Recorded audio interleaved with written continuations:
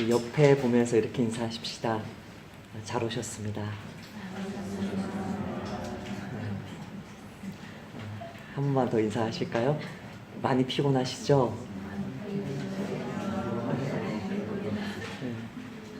네. 저 뒤에 보면 마스크를 쓴 그 B형 독감 걸린 우리 예서가 있는데 빨리 낫기를 축복합니다. 앞에서는 두 부류의 대적자들이 등장했었습니다. 첫 번째 부류들은 바리새인들이었고 두 번째 부류들은 사두개인이었습니다. 그 바리새인들과 사두개인들의 공통점이 무엇이었냐면 때로 몰려와서 예수님께 함정이 담겨있는 질문을 그 예수님께 제시를 했습니다. 그들은 예수님에 대해서 함정에 빠뜨리기를 원했고 그분을 정치범으로 사로잡기를 원했고 그분을 공개적으로 망신 주기를 원했습니다. 그래서 그분의 영적 권위를 떨어뜨리기를 원했지만 오늘 본문에 나오는 이 사람은 너무나 대조적인 모습을 보여줍니다. 이 사람은 혼자 왔습니다. 사실은 그 전부터 와 있긴 했습니다. 사두개인과 예수님의 대화를 지켜보면서 그 예수님의 지혜에 감탄했습니다. 그 사람의 질문에는 악의가 담겨 있지 않습니다. 그 사람은 어떤 진리를 알고 싶어 합니다. 정말 진지하게 하나님의 그 많은 율법들 중에서도 가장 중요한 것이 무엇인지를 알고 싶어 합니다. 2017년을 마무리하고 2018년을 시작하는 이 밤에 그냥 섭리적으로, 순서니까요. 섭리적으로 하나님이 정말 저와 여러분들에게 그 많은 하나님의 말씀들 중에 한 말씀을 우리에게 주신다면 그냥 보통의 평범한 한 말씀이 아니고 가장 핵심적이고 가장 중요하고 이 말씀만은 평생 놓쳐서는 안 되는 그 말씀을 우리에게 주신다면 그 말씀이 무엇이냐는 것입니다. 그 한 말씀이 무엇입니까? 진짜 사랑을 하라는 것입니다. 뭐라고요? 진짜 사랑을 하라는 것입니다. 하나님께든 이웃에게든 진짜 사랑을 하라는 것입니다. 하나님과 이웃에 대한 그 진짜 사랑에 대해서 하나님이 오늘 저와 여러분에게 세 가지로 진짜 하나님에 대한 사랑이 무엇이고 진짜 이웃에 대한 사랑이 무엇이고 그 하나님과 이웃에 대한 사랑을 통해서 우리에게 정말 도전하고 싶은 2018년에 우리가 붙들고 추구해야 될 가치가 무엇인지를 이야기합니다. 진짜 하나님 사랑은 무엇입니까? 따라서 해봅시다. 나의 전부를 드리는 사랑이다. 하나님을 향한 사랑은 그냥 하나님 사랑하지 않는 사람이 어디 있습니까? 그리스도인이고 유대인이고 하나님의 백성이면 다 하나님을 사랑하는데 예수님이 말하고 있는 진짜 계명은 무엇이냐면 하나님에 대한 진짜 계명은 무엇이냐면 자기의 전부를 드리는 사랑만이 하나님을 향한 진짜 사랑이라는 거예요. 왜 자기의 전부를 드리기를 원할까요? 예수님은 뭐라고 표현하시냐면 하나님은 유일한 주님이다. 하나님 말고는 우리가 충성을 바칠 다른 대상이 없다. 이 세상의 어떤 대상도 부모와 자식과 남편과 아내와 그 어떤 대상도 하나님과 우리 사이에 있는 이 절대적인 사랑을 요구할 수 없다. 부모와 자식 간의 사랑보다 더 절대적이고 확고하고 배타적인 사랑이 남편과 아내의 사랑인데요. 남편과 아내에 대한 사랑에 대해서 사도 바울이 이렇게 이야기합니다. 실족함 없이 한번 들어보시기 바랍니다. 너희가 염려 없기를 원하노라. 신앙생활에 염려 없기 원한다. 너희들이 하나님 섬기는 그 일에 하나님을 위해서 봉사하고 그분을 사랑하고 그분을 정말 모시는 그 일에 염려가 없기를 원한다라는 말로 사도 바울이 이 말을 시작하는데요. 장가 가지 않는 자는 주의 일을 염려하여 어찌하여야 주를 기쁘시게 할까 하되, 어떻게 살다 보니까 아니면 본의 아니게 장가 간 자는 세상 일을 염려하여 어찌하여야 아내를 기쁘게 할까 하여 마음이 갈라지며. 뭐와 뭐로 갈라졌죠? 뭐와 무엇으로 갈라졌죠? 하나님을 향한 사랑과 아내를 향한 사랑으로 갈라졌다는 거예요. 마음이 갈라지며 시집가지 않은 자와 처녀는, 시집가지 않은 자와 처녀는 주의 일을 염려하여 몸과 영을 다 거룩하게, 그러니까 온전히, 결혼한다는 것이 몸과 영을 더럽힌다는 것이 아니라 구별한다는 의미에서 몸과 영을 다 거룩하게 구별하여서 하나님을 섬기려 하되, 시집간 자는 세상 일을 염려하여 어찌하여야 남편을 기쁘게 할까 하노라. 내가 이것을 말하면 너희의 유익을 위함이지, 너희에게 왜 결혼했냐, 너희에게 올무를 놓으려 함이 아니니 오직 너희로 하여금 이치에 합당하여, 다시 한번 나옵니다, 흐트러짐 없이 주를 섬기게 하려 함이라. 이 말에 절대적인 강력한 전제가 깔려 있습니다. 제가 매튜에게 왜 매튜 너는 결혼하지 않니라고 물었을 때 매튜가 저에게 읽어준 말씀이 이것이었습니다. 결혼은 선한 것이고 하나님이 주신 선물이고 너무나 그 은혜를 누릴 수 있는 통로임이 분명하지만, 분명한 사실은 결혼조차도 하나님과 사람을 사랑하는 것에 마음을 갈라뜨리고, 결혼조차도 우리의 마음을 흐트러뜨리고, 결혼조차도 하나님께만 절대적으로 바쳐야 될 충성을 온전하게 바치지 못한다는 사실을 이사한 너가 인정하냐? 그렇다면 내가 특별히 독신을 서운한 것은 아니지만 내가 지금 아직까지 결혼하지 못한 것에 대해서 내가 아쉬울 게 뭐냐?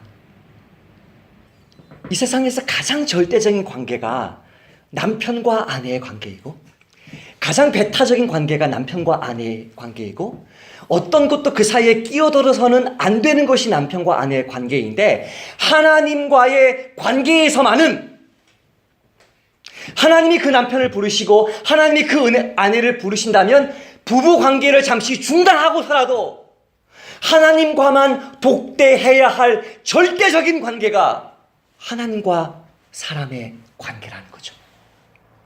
하나님은 우리에게 무엇을 원하십니까? 하나님은 우리에게 전심을 원합니다. 그 어떤 엑스큐즈가 안 됩니다. 내 자식인데요? 아니요. 내 아내인데요? 아니요. 내 남편인데요? 아니요. 어떤 것도 하나님의 절대적인 부름 앞에는 변명할 수가 없습니다. 머뭇거릴 수가 없습니다. 하나님 한 분을 향한 절대적인 모든 것을 다 드리는 사랑으로야만 하나님을 사랑하는 것으로 인정하신다는 것입니다. 그것을 신명기는 세 가지로 묘사했음에도 불구하고 예수님은 굳이 그 세 가지를 네 가지로 더 구체적으로 말씀하시면서 전체를 드리는 것이 무엇인지 구체적으로 설명해 주기를 원합니다. 첫 번째는 무엇이죠? 온 마음입니다. 마음 전부입니다.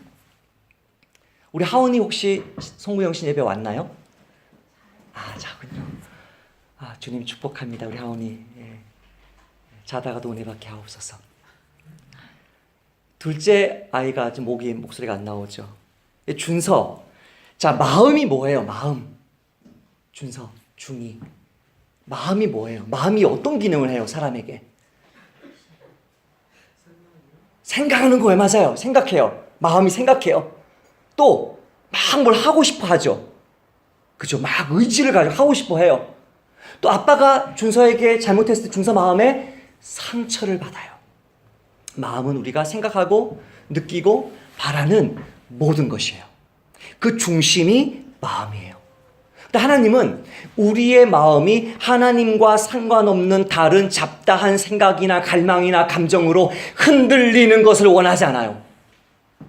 여러분이 어떤 사람을 사랑하는데 그 사람이 여러분 이외에 다른 남자나 다른 여자로 인해서 그 사람을 생각하거나 그 사람을 갈망하거나 그 사람 때문에 슬퍼하거나 기뻐하는 것을 본다면 여러분 마음속에는 정당한 분노나 질투가 일어나겠죠? 하나님은 우리에게 마음을 원하시는데 하나님이 기뻐하지 않는 다른 생각이나 갈망이나 감정에 휘둘리는 것을 원하지 않아요. 하나님 기뻐하는 것을 기뻐하고 하나님 슬퍼하는 것을 슬퍼하고 하나님이 원하시는 걸 내가 원하고 예? 하나님이 정말 생각하는 것을 나도 함께 생각하는 것을 원해요. 나의 모든 마음 전체를 원해요. 그렇지 않은 사람은 하나님은 뭐라 그러냐면 두 마음을 품은 자라 그래요. 두 마음을 품은 자 중에 대표적인 분이 롯의 아내입니다. 룻기니까 롯의 아내입니다. 그 롯의 아내가 하나님이 분명히 천사를 보내서 소돔 땅을 떠나라고 했지만 예? 그런 말을 들었을 때 롯의 아내는 분명히 자기가 하나님의 백성이라는 것을 알았고 나가자고 말하는 남편의 아내라는 것도 알았지만 하나님도 사랑하고 남편도 사랑했지만 그 마음의 일부는 몇 퍼센트인지는 모르겠지만 일부는 소돔에 남겨둔 거예요. 그러니까 하나님이 가자고 하는 대로 막 가면서도 계속 눈이 어디로 가냐면 소돔을 향하는 거예요. 왜요? 두 마음을 품었거든요. 그 두 마음을 품은 것을 하나님은 용납하지 않았어요. 하나님의 구원을 전심으로 바라는 마음으로 인정하지 않았어요. 왜요? 하나님은 예수님의 말씀대로 모세를 통해서 명확하게 준 쉐마의 말씀대로 전심을 원하거든요. 전부를. 전부가 아니면 하나님께 드려진 마음이 아니라고 이야기합니다. 두 번째로 예수님은 혼의 전부, 푸시케, 혼의 전부를 요구합니다. 이것이 떠나면 생명이 떠나는 것이니까 생명이라고도 번역을 하는데 하나님은 우리에게 뭘 원하시냐면 하나님이 우리에게 허락해 주신 그 생명의 기운을 그 생명의 힘을 하나님을 예배하고 찬송하고 섬기는 일에 소진할 것을 원해요. 나를 지금 죽이시려고 그래요? 그렇지 않아요. 그렇게 해도 하나님 우리는 죽지 않는다고 알고 계세요. 하나님은 우리의 생명을 소진시키길 원해요. 우리의 생명이 실제적으로 성경에서 여러 번 돈으로 표현됩니다. 소유로 표현됩니다. 자기의 모든 소유를 하나님께 바치는 사람은 혼의 전부를 바치는 것입니다. 사도행전을 찾아보니까 자기의 생명과도 같은 그 밭을 팔아서 사도들의 발 앞에 내려놓은 바나바의 헌신. 물론 저는 그것이 이 사람의 전체 재산이라고 생각하지 않습니다. 그러나 그 사람은 그때 그 물건을 바라보면서 하나님 앞에서 이 모든 것을 바치는 것이 주님이 자기에게 원하는 것이라고 느꼈을 것입니다. 그때 그 옆에서 아나니아 삽비라는 동일한 모습을 보여주었지만 동일하게 롯의 아내처럼 절반을 감춥니다. 하나님은 그것을 가지고 기뻐하지 않습니다. 오히려 하나님을 속인 것이라고 봅니다. 하나님은 무엇을 원합니까?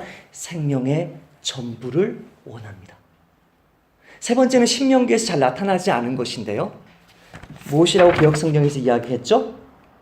뜻을 다라고 이야기합니다. 이것은 이성을 이야기합니다. 나의 모든 이성을 다해서 하나님의 말씀과 비교해서 어긋나는 모든 세상의 세속적인 철학들을 거절하고 논박할 것을 요구합니다. 이번에 이사를 하다가 보니까 저희 집에 도깨비라는 책이 있었습니다. 그 김은숙 작가의 그 도깨비라는 책을 보면서 제가 깜짝 놀랐습니다. 대표적인 작가 아닙니까? 동성애든 그 다음에 나이 많은 남자가 나이 어린 여고생을 사랑하는 도깨비든 그게 여러분 정상이라고 느껴지십니까? 네? 정상으로 느끼시 20살 차이가 나고 나이가 30살 차이가 나는데 그런 40, 50대 아저씨가 여고생을 사랑하는 이야기 그게 정상인가요? 그런 비정상적인 이야기들을 써내는 작가들의 드라마를 거절하는 것입니다.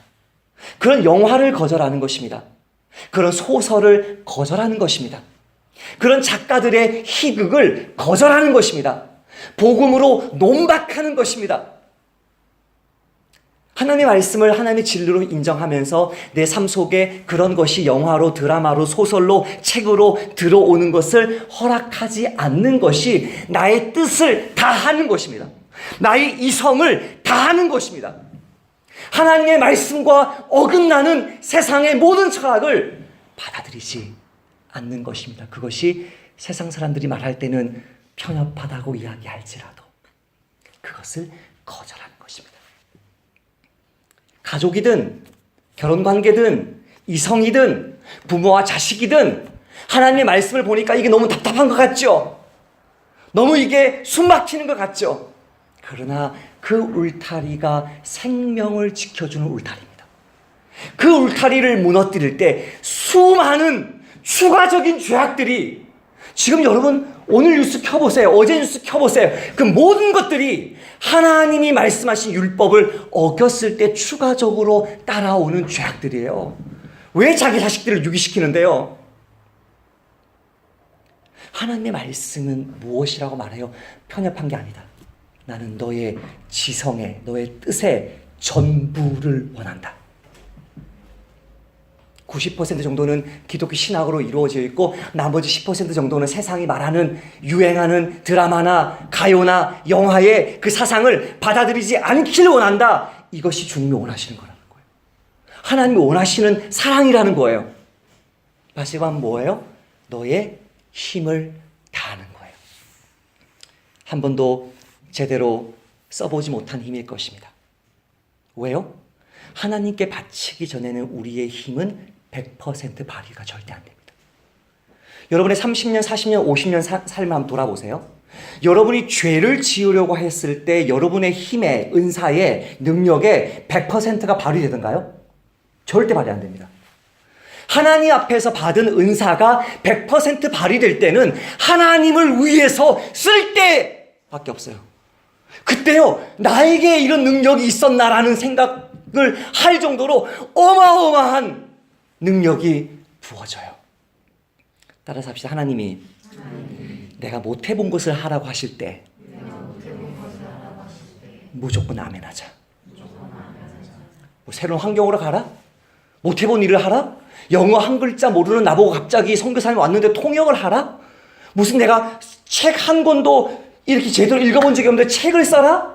하나님 무엇을 시키면요 이미 그것을 할 능력은 주신 거예요. 아멘? 힘을 다하라는 것, 그 힘은요 절대 여러분의 정욕을 위해 쓸 때 발휘되지 않아요. 하나님의 말씀에 순종할 때 100%가 발휘돼요. 그때야 내가 한 달란트 받은 게 아니었구나 그걸 알게 돼요. 하나님 뭘 원해요? 너의 힘의 전부를 원해요. 너의 은사의 전부를 원해요. 그럼 이렇게 생각하시겠죠? 하나님 정말 독재자 아닌가? 하나님 내 마음과 내 생명과 내 이성의 모든 영역과 내 모든 힘을 다 달라는 것은 이거는 독재 아닌가? 성경은 그것을 독재라고 말하지 않고요. 하나님이 만유의 주제이시고 오늘 본문에 나온 것처럼 하나님이 우리의 주 하나님이기 때문이라고 이야기해요. 그 두 개는 어마어마한 차이예요. 여러분의 부모가 아닌데 여러분에게 무엇을 요구하는 것은 독재예요. 그죠? 근데 압제하는 거죠. 여러분의 아내나 남편이 아닌데 무엇을 요구할 때 그 부당한 것이죠. 하나님이 나의 주인이라면 하나님 그분이 세상을 창조하셨고 그분이 나에게 모든 것을 허락해 주셨다면 하나님이 나에게 전부를 요구하시는 것은 너무나 당연한 거예요. 하늘의 천사들이 요한계시록에서 이렇게 찬송합니다. 24장로들이 보좌에 앉으신 이 앞에 엎드려 세세토록 살아계시는 이에게 경배하고 자기의 관을 보좌 앞에 드리며 이르되 우리 주 하나님이여 영광과 존귀와 권능을 받으시는 것이 합당하오니. 왜냐하면 주께서 만물을 지으신지라 만물이 주의 뜻대로 있었고 또 지으심을 받았느니라 하더라. 내게 능력이 있어요. 어마어마한 면류관이 있어요. 나에게 어마어마한 영광과 부귀와 권세가 능력이 있어요. 근데 그것이 다 무엇이라고요? 하나님이 나에게 잠시 맡겨준 거란 말이에요. 하나님이 나에게 잠시 맡겨준 그것을 하나님이 나에게 달라고 했을 때 그것이 독재인가요? 뭐라고 이야기하죠? 독재라고 말하지 않고요. 합당하다고 말해요. 당연하다는 것이죠. 그러므로 나의 전부를 드리는 사랑만이 하나님에 대한 합당한 사랑입니다. 하나님께 나의 전부를 드린 적이 없는 사람은 아직도 단 한 번도 하나님을 사랑한 적이 없는 사람입니다. 두 번째로 진짜 사랑이 무엇이냐면 이웃사랑인데 그 이웃사랑이 어떤 사랑이에요? 나 자신에 대한 사랑과 같은 사랑이에요. 여러분, 자발적인 사랑은 쉬운데 비자발적인 사랑은 어렵습니다. 최근에 제가 경험한 두 이웃의 모습인데요. 한 이웃은 성탄절 구제금을 가지고 수원역에 갔을 때 25일에 수원역에 갔을 때 만났던 이웃입니다. 가족이 이제 주차를 하고 하나님 순적하게 꼭 만나야 될 사람들 만나게 해달라고 기도하고 수원역에 내려서 이제 가는데요. 한 할머니에게 이제 준서가 이제 전달을 하고 할머니에게 설명을 하고 그러고 나서 이제 또 한 분의 그 노숙자 수원역에서 노숙하는 그분에게 전달하고 또 한 분의 노숙자에게 전달하고 행상하는 할머니에게도 전달하고 그렇게 해서 이제 오는데 그 구제금을 받은 분이 제 얼굴을 딱 쳐다보면서 뭐라고 얘기했냐면 목사님 죄송합니다. 저한테 죄송하다는 거예요. 죄송하다는 거예요. 그 죄송하다는 것이 단순히 이런 거일 수도 있겠죠. 돈 받아서 죄송합니다라는 그런 마음일 수 있겠지만 저는 그것에 대해서 뭐라고 느꼈냐면 지금까지 당신의 살아온 삶이 너무나 비참하고 연약하고 부끄럽기 때문에 그런 의식으로 항상 사시는 분이 아닐까. 그래서 누가 그분을 도와줘도 그냥 죄송하고 고맙고 뭐 그런 분이 아닐까. 그분들에게 이렇게 나눠주고 이렇게 처음인가 두 번째가 할머니에게 다시 돌아왔는데 한 5분이 지났나요? 시간이 좀 지났는데 뚫어지게 그 봉투를 뚫어지게 그 예수님의 그 그림 성경 말씀을 읽고 있는 그 할머니를 보았어요. 그런 분들에게 우리가 자발적으로 다가가는 사랑은 굉장히 쉬워요. 왜요? 우리가 이미 준비를 했잖아요. 기도로 준비했고 마음을 먹고 다가갔잖아요. 근데 내가 예상하지 못했는데 나에게 무엇을 요구하는 주인은 사랑하기가 굉장히 어렵습니다. 이번에 이사를 하면서 이제 보증금 1억을 받기로 되어 있는 것을 여러분이 아셨을 텐데요.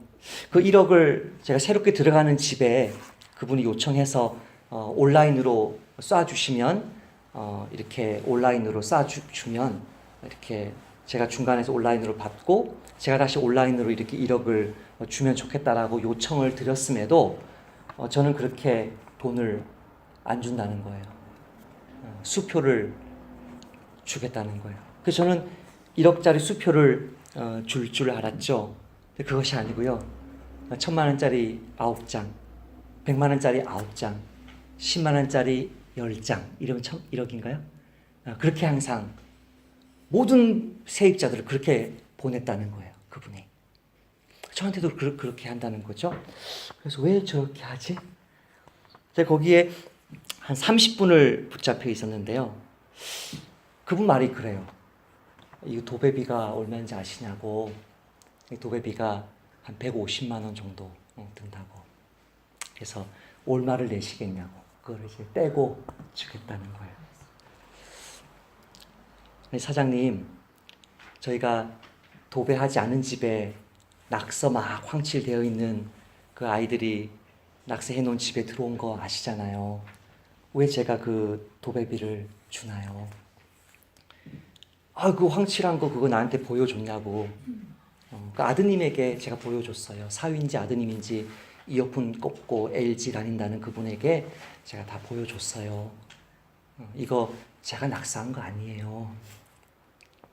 오히려 제가 그 2층으로 올라가는 계단에 그 다 흔들리는 거 저희 교회에서 제가 공구를 가져와서 그 전부 다 받고 집을 고쳤어요.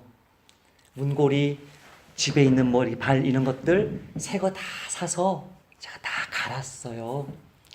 왜 제가 150만 원을 떼이고 그렇게 줘야 되나요? 그 씨름을 30분간 계속 한 거예요. 처음에 저를 앉혀놓고 한 10분, 15분 혼자서 커피를 드시길래 왜 그러시나, 커피를 오래 드시나 했더니 마음의 준비를 하신 것 같아요. 그러다가 이제 앉으십시다 그래서 제가 앉았더니 이제 그 얘기를 하시면서 깎고 해서 50만 원만 내라는 거예요.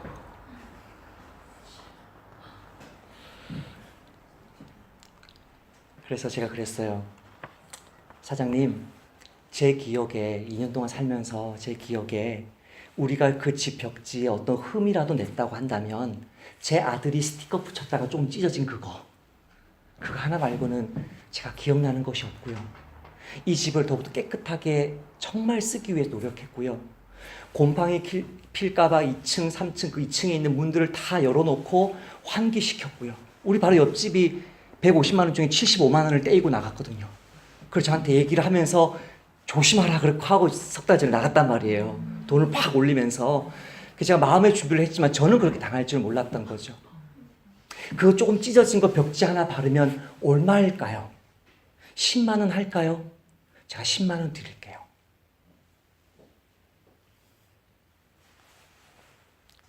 할렐루야, 10만 원만 뜯겼습니다. 그 뒤에 제가 혼자 그 집에 올라갔습니다. 이사는 다 떠났고요.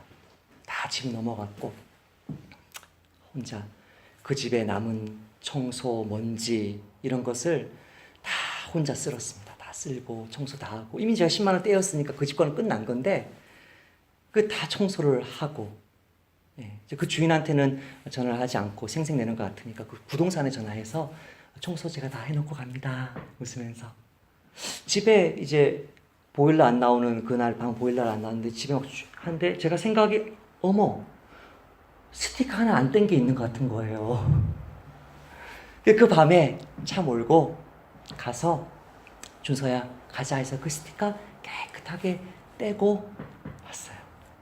그리고 이제 준서랑 가면서 야 준서야 진짜 이제는 올 필요가 없구나. 기쁘다. 감사하다.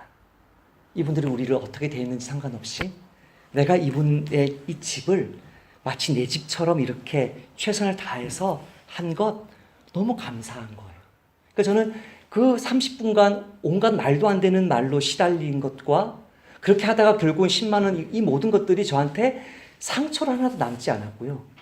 그분은 내가 처음부터 계약할 때부터 제가 목사라고 얘기했거든요. 그분 앞에서 내가 그리스도인으로서 최선을 다한 그것에 대한 기쁨만 충만했지 그것 때문에 제가 화가 나거나 짜증나거나 저주가 나오거나 그 집 문을 그냥 팡 이렇게 차고 나오고 싶거나 그런 마음이 전혀 없었어요. 전혀. 이웃을 사랑할 때 내 자신과 같이 사랑하라는 말이 다른 말로 표현하면 무엇이냐면요. 이웃을 사랑할 때 최선을 다해서 사랑하라는 뜻이에요. 왜냐하면 우리 자신에게는 본능적으로 최선을 다해요. 무슨 음식을 먹어도요. 맛있게 먹고요.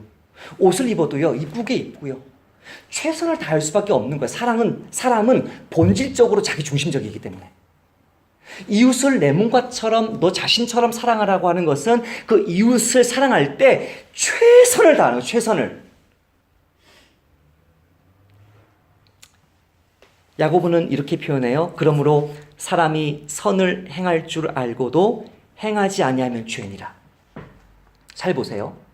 사람이 선을 행할 줄 알고도 행치 아니하면 죄다. 근데 선을 행할 줄 아는데도 왜 행치 않냐면 이 사람이 나의 선을 받을 자격이 없기 때문이거든요. 그렇지 않습니까? 최선을 다해서 사랑하고 싶지만 이 사람이 지난 2년간 정말 나를 많이 괴롭힌 그게 막 생각이 나는 거죠.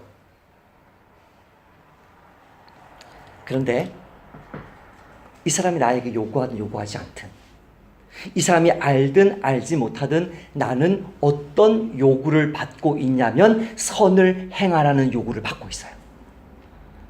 이 사람이 나에게 무엇을 잘했든 잘하지 못했든 상관없이, 이 사람이 나를 대하는 모습과 상관없이 하나님은 나에게 무슨 명령을 줬냐면 너 자신처럼 이웃을 사랑하라는 명령을 줬어요.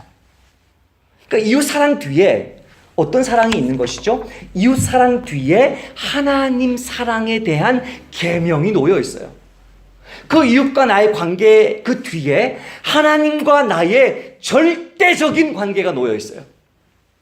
그 절대적인 관계가 어떤 관계인지 제가 한번 읽어볼게요. 사랑은 여기 있으니 우리가 하나님을 사랑한 것이 아니요 하나님이 우리를 사랑하사 우리 죄를 속하기 위하여 화목제물로 그 아들을 보내셨습니다. 사랑하는 자들아, 하나님이 이같이 우리를 사랑하셨은즉 우리도 서로 사랑하는 것이 마땅하니라. 똑같은 말 나왔죠?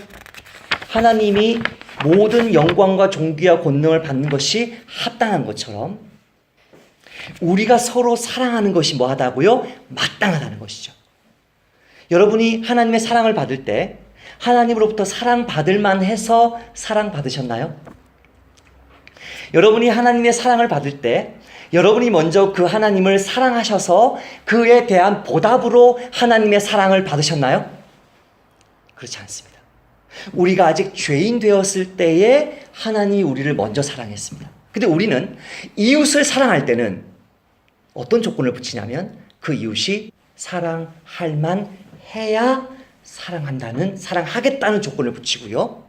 그 이웃이 나를 먼저 제대로 존귀하게 존중하며 사랑의 태도로 대해줘야만 나도 그를 사랑하겠다는 조건을 붙입니다. 그것은 하나님이 원하시는 이웃 사랑이 아닙니다. 하나님이 성경에서 말하는 진짜 사랑이 아닙니다. 주고 받는 사랑이죠. 기브 앤 테이크죠. 그것은 사람을 직장 속에서, 가정 안에서, 교회 안에서 그냥 편안하게 별 갈등 없이 살기 위한 정치적인 액션에 불과한 것이죠. 사실은 그것은 나 자신을 위한 사랑을 위장시킨 것이죠. 하나님은 이웃 사랑에 대해서 그것이 참 사랑이 아니라는 것이죠. 하나님이 정말 참된 사랑으로 보는 이웃 사랑은 사랑받을 만한 자격이 없는 그 사람을, 먼저 나를 사랑해 주지도 않는 그 사람을 마치 그가 나 자신인 것처럼 무조건 이유 불문 사랑하는 것이, 자기 아들까지 내어주시기까지 나를 사랑하신 그 하나님이 나에게 송구영신 예배를 드리는 이 밤에 요구하시는 참된 이웃 사랑이라는 거예요. 진짜 하나님의 사랑은 전부를 원하는 사랑이고, 진짜 이웃 사랑은 나 자신처럼 최선을 다하는 것이 진짜 이웃 사랑인데, 이 하나님 사랑과 이웃 사랑이 우리의 실제적인 삶 속에, 2018년의 삶 속에 무엇을 의미하는지가 이 예수님의 말씀을 받아서 해석해내는 그 율법사의 말에서 등장합니다. 그 사람이 뭐라고 표현하냐면 33절 말씀 읽겠습니다. 같이요. 시작. 또 마음을 다하고 지혜를 다하고 힘을 다하여 하나님을 사랑하는 것과 또 이웃을 자기 자신과 같이 사랑하는 것이 전체로 드리는 모든 번제물과 기타 제물보다 나으니라. 이 나은이다라는 표현을 이렇게 바꿔볼까요? 기타 재물보다 더 위대합니다. 더 중요합니다. 더 값집니다. 더 존귀합니다. 하나님을 온 마음을 다해서 사랑하고 이웃을 나 자신처럼 사랑한다고 해서 묻겠습니다. 교회가 부흥합니까? 내 재산이 엄청나게 늘어납니까? 내가 주님 앞에서 어마어마한 재물을 바칠 만큼 나에게 부요를 가져다 줍니까? 물으십시다. 여러분, 대답해 보십시오. 하나님을 정말 여러분이 온 마음을 다해가지고 정말 모든 지성을 다해가지고요, 모든 힘을 다해가지고요, 모든 소유를 다해가지고요 섬긴다고 할 때 그것이 여러분에게 물질적인 보상으로 다가오냐고요. 여러분의 이웃을, 여러분을 그렇게 괴롭히는 이웃을, 그 이웃을 더 이상 만나지 않게 되는 그날까지 최선을 다해 섬긴다고 해서 그 사람이 나한테 와서 살해하냐고요? 안 해요. 그런 보상을 받을 가능성은 거의 없어요.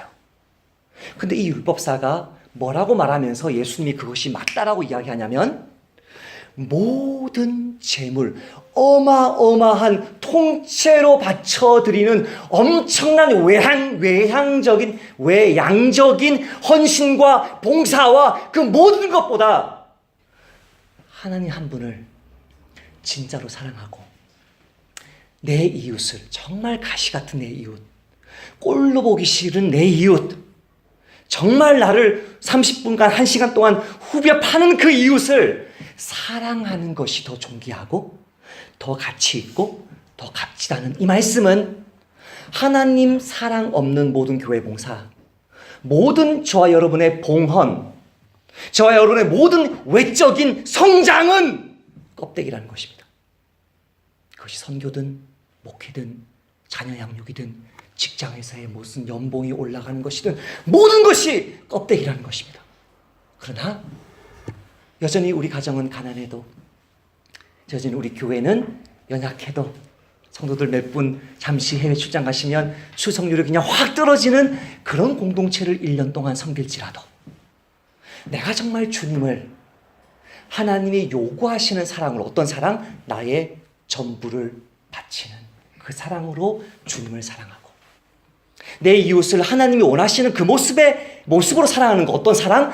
나 자신에게 하는 것과 같이 최선을 다하는 모습으로 사랑하는 것이라면 우리의 외적인 모습이 그 건물, 성전, 어마어마한 헤롯 성전과 비교할 때 초라한 사람들이 모여있는 나사렛 촌동네에 정말 배우지도 못한 그 사람들의 그런 섬김과 어떤 그런 모습의 초라한 모습일지라도 하나님이 누구를 더 위대하고 더 값지고 존귀하게 보겠냐는 거예요. 하나님과 이웃을 진짜로 사랑하는 사람입니다. 이 말씀을 한 율법사를 향해서 예수님이 하신 말씀은 오늘처럼 무거운 설교를 들은 저와 여러분에게 어마어마한 위로가 됩니다. 이 사람에게 예수님이 34절에 뭐라고 말씀하신지를 볼까요? 예수께서 그가 지혜 있게 대답함을 보시고 그에게 이르시되 내가 하나님의 나라에서 멀지 않도다. 네가 이미 하나님 나라에 들어와 있구나라고 말한 게 아니고요. 하나님 나라에서 멀지 않구나.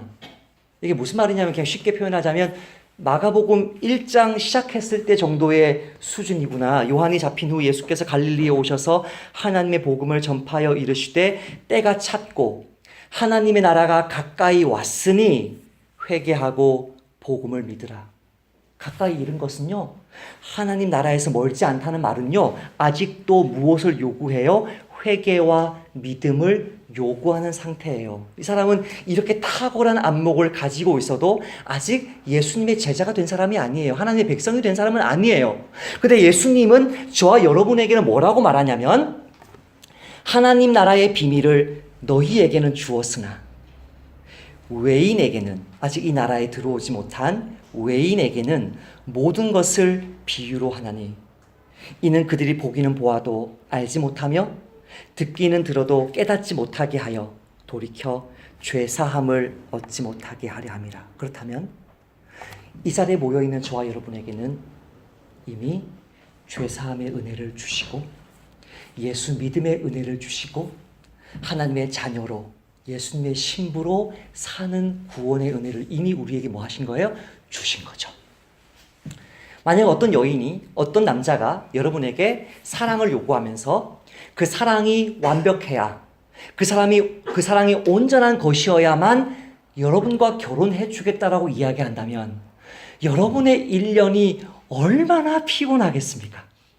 근데 여러분에게 여러분의 모습과 아무런 상관이 없이, 여러분이 사랑받을 만한 사람이냐는 것 아무런 상관없이, 이창삼 목사가 목사다운 목사냐? 그거 아무런 묻지 않고 이미 너는 내 사랑하는 아들이고 이미 너는 내 사랑하는 신부고 그렇기 때문에 내가 너에게 온전한 자녀의, 온전한 신부의 충성을 원한다고 했을 때 그 주님의 요구는 우리에게 기쁘게 정말 순종하고 싶은 열정을 불러일으키는 것입니다. 사랑하는 나그네 교회 성도 여러분, 하나님이 저와 여러분에게 주시는 한 말씀이 무엇입니까? 진짜 사랑을 하라는 것입니다. 하나님을 사랑하되 우리의 모든 것을 다 드려서 사랑하기를 축복합니다. 내 이웃을 사랑하되 그 이웃의 모습과 상관없이 끝까지 한 분 한 분 최선을 다하면서 흘려보내시는 여러분의 2008년, 18년이 되시기를 축복합니다. 여러분의 가정경제와 나그네 교회의 외적 외양과 이 모든 것이 하나도 변하지 않아도 하나님이 우리의 2018년이 성공한 인생임을 정말 기뻐해 주시고 축복해 주시고 위로해 주실 줄 믿습니다. 아버지, 이것이 우리에게 어떤 구원의 목표로 주어진 것이 아니라 이미 구원해 주신 우리에게 하나님이 요구하시는 사랑의 음성임으로 인해서 감사합니다. 그러므로 주님, 실패를 두려워하지 않겠습니다. 무슨 일이 생길지 두려워하지 않겠습니다. 2018년을 외인이 아니라 가족으로, 주님의 신부로 시작하는 것이 너무나 기쁩니다. 주님, 진짜 사랑을 제 마음에 부어주십시오. 하나님을 향한, 이웃을 향한, 성도를 향한 진짜 사랑만 내 안에 가득하게 도와주셔서 성도 한 명 늘지 않아도, 재정 하나 늘지 않아도, 어떤 보상이 찾아오지 않아도 주님 보실 때 너는 진짜다 말씀하시는 그 음성 때문에 2018년 한 해 내내 행복하고 기쁜 저희 가정들, 우리 나그네 교회가 함께 동역하는 모든 선덕사님들의 사역지가 되게 하여 주옵소서. 예수님의 이름으로 기도하옵나이다. 아멘.